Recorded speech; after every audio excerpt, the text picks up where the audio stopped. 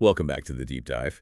We have just finished locking ourselves away with a stack of source material that's focused entirely on foundational personal management. Today's deep dive is going to feel a bit different. It's really a curriculum, not a chronological history. The whole idea is to give you the most potent wisdom on how to structure a successful life. Our mission is to extract principles from a text titled The Art of Managing Fame, Knowledge, Money, and Self. And you could really think of this as like the master guide to being a well-formed individual. The text argues that all that external success, public recognition, academic achievement, or financial gain, it's all pretty much meaningless, even dangerous, it says, if you haven't first mastered the skills to manage your own character. That is the core insight right there. This source doesn't treat achievement as the end goal. It treats it as a resource, and a resource that absolutely must be governed. So for you, the learner, this material is structured, well, perfectly. It's 4 distinct pillars of personal administration. It offers these immediate aha moments that you can literally apply tomorrow. Okay, so what are the pillars? We're going to spend our time unpacking those 4 key domains. So we start with external success, fame, which the source calls seonche. Then we're going to move inward to knowledge, sewon, and the self, seonche. And finally, we'll look at the very practical skill of money, or sewon management. But the overarching theme is that the quality of your internal structure, that's what determines the sustainability of your external success. Okay, let's start with the controversial one then, fame. The text opens with a very straightforward assessment. It's something a lot of modern texts would probably avoid. It just says that public recognition, being famous, is inherently a nice or good thing. It sort of validates the energy people put into being seen. It does, yes, but it immediately adds this caveat that completely reframes the entire concept. Being famous is good, sure, but the source says being famous and responsible is better, or even sweeter. It doesn't just suggest responsibility, it makes it the critical hinge, the thing that elevates a simple achievement into something truly valuable. That distinction is so crucial because being nearly good means, okay, you've achieved something, but being better, that implies you've actually mastered the administration of that achievement, which, it raises the question, if I get the fame, but I skip the responsibility part, what's the danger? What does the source say is the functional danger there? Well, the source really doesn't pull any punches. It explicitly labels fame without responsibility as stupidity and ignorance of fame. Wow. The original phrasing is incredibly strong. So it's not just presented as a moral failing, it's an intellectual failing. The text suggests you haven't just misused your position. You literally don't understand what the function of public recognition even is. That's a profound way to look at it. So it implies that fame is this powerful tool. And if you just treat it as an ego boost or a personal reward, You're ignorant of its utility, yes. so responsibility is basically the required instruction manual for the tool. Exactly. I mean, think about it in modern terms. Yeah. Let's say you gain a ton of followers online. You have fame, right? But you only use that platform for, I don't know, immediate emotional reactions without considering the impact of your words. The source would say you are completely ignorant of the true power of your reach. You're just wasting the resource. So the responsibility isn't a burden then. No, not at all. It's the intelligence. The intelligence required to make your fame functional and sustainable. Okay, so fame demands external responsibility. If that's the external test, then we have to turn inward to see the mechanism that governs it. Which brings us to the management of knowledge and self. This section feels like the source's philosophical core. It's all about that tension between pride and humility. It really is. And the text provides this fascinating quadrant, breaking down 4 states of being in relation to what you know and how you see yourself. It's a great little roadmap for self-assessment. Okay, break it down for us. First, you've got the straightforward negative. Being arrogant or proud of one's ignorance. The text calls that bad. No surprise there. Priding yourself on not knowing is it's a non-starter. Exactly. Then we have the first positive state. Being happy and proud of one's knowledge is good. And that seems entirely healthy. You've worked hard for it, you should feel some satisfaction. But this is where the pitfall comes in. Immediately after that, the source identifies the second negative state. Being haughty or arrogant about one's knowledge is also bad. Okay, so this is the expert who uses their knowledge to belittle other people or to just shut down any new information. Precisely. And that leads us to the ideal state, which is where the real nuance is.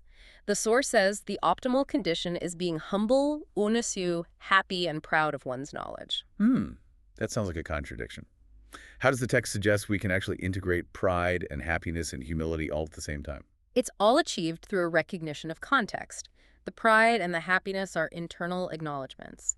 You are proud of the effort you put in, the journey you completed, the skill you acquired. Okay, so that's healthy self-respect. Right. The humility is the external posture. It's the recognition that no matter what you know, the universe of knowledge is, well, it's vast.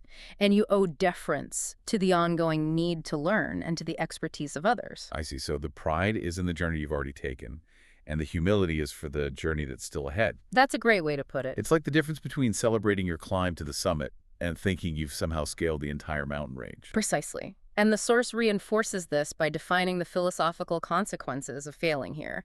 It gives these explicit definitions that equate character flaws with intellectual failures. Oh, this is good. Tell me more. Okay, so for instance, arrogance, or vanity shunya, is equated directly with ignorance desh. Whoa. Yeah, it's a powerful punch.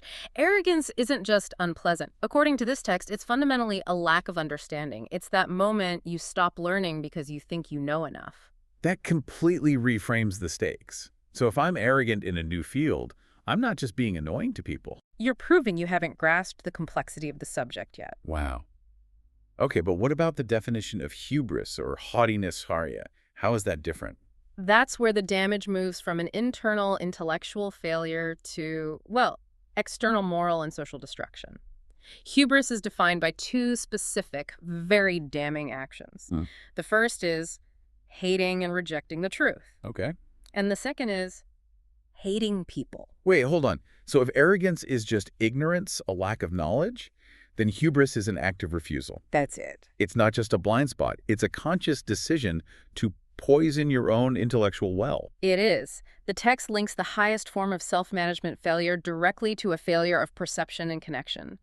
By hating and rejecting truth, you become unteachable. You seal yourself off from any kind of growth. And by hating people, you lose all context, all feedback, all the connection you need to apply your knowledge responsibly. So the management of the self requires this continuous action to combat those two poisons. Exactly. That makes perfect sense. If you reject truth, you can't administer your knowledge properly. If you reject people, you can't administer your fame responsibly. It all just comes back to self-management. Okay, let's transition from that philosophical core into something more practical, the management of money, or Samhain. After building this complex architecture of the self, what is the foundational financial rule the source insists on? It's remarkably grounded. Very simple. The text states that before one even dreams of acquiring a lot of money, one must first learn the skill of managing both the little and the much money. That feels like common sense, but let's challenge it a bit from a modern perspective. So if I, the learner, suddenly come into a large sum of money, why can't I just hire a team of experts, accountants, lawyers, wealth managers, to handle the administration for me? It's a fair question. And the source would argue that you can outsource the task, sure, but you can never outsource the skill of administration. The management of money isn't just bookkeeping, it's a behavioral discipline. If you haven't mastered that discipline with a small amount of money, things like deferred gratification, budgeting, understanding value over impulse, then a large amount of money is not going to solve your problem. Right, so the text is focused on the internal structure, not the external pile of assets. If the skill isn't developed, then big money just magnifies the incompetence that's already there. Exactly. When large wealth arrives, it tests your character in ways small wealth never could. Sudden wealth often creates what looks like a behavior collapse, but it's really because the person never mastered the behavioral administration required in the first place. The skill has to be built incrementally. Which is why the text insists you must master managing both the little and the much. You build the infrastructure first, and only then can the money flow through it sustainably. That completely shifts the goal. It's not get rich quick, it's get administratively competent quick. The focus is placed squarely on building that financial muscle memory that prevents recklessness, no matter how many zeros are in the bank account. And it links right back to the self-management section we were just talking about. Financial administration is a constant test against arrogance and hubris.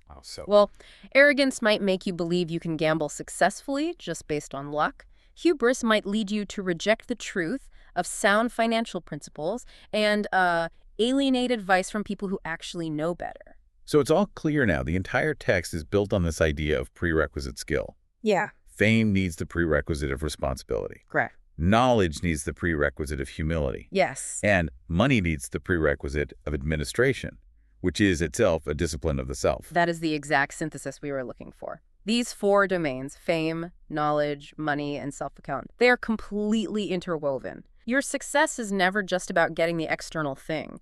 It's defined by the quality of the management system you have built within yourself to govern that thing. Whether you're managing a social media presence or a new language or just a personal budget, the same internal rules apply. Master your context, embody responsibility, and relentlessly pursue truth. And connecting this back to your journey, the learner, the greatest benefit of gaining knowledge isn't just the facts you accumulate. It's the opportunity it provides to practice that self-management. The knowledge itself only becomes valuable when you manage it with humility and apply it with responsibility. Without that management, even deep wisdom can become a source of arrogance. So we'll leave you with one final thought, building on those powerful philosophical definitions we pulled from the source.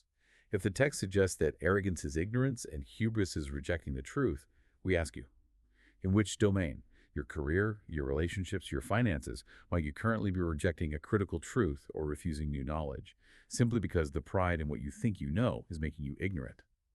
That question of self-mastery is the key to unlocking the next level. We'll see you next time for the next deep dive.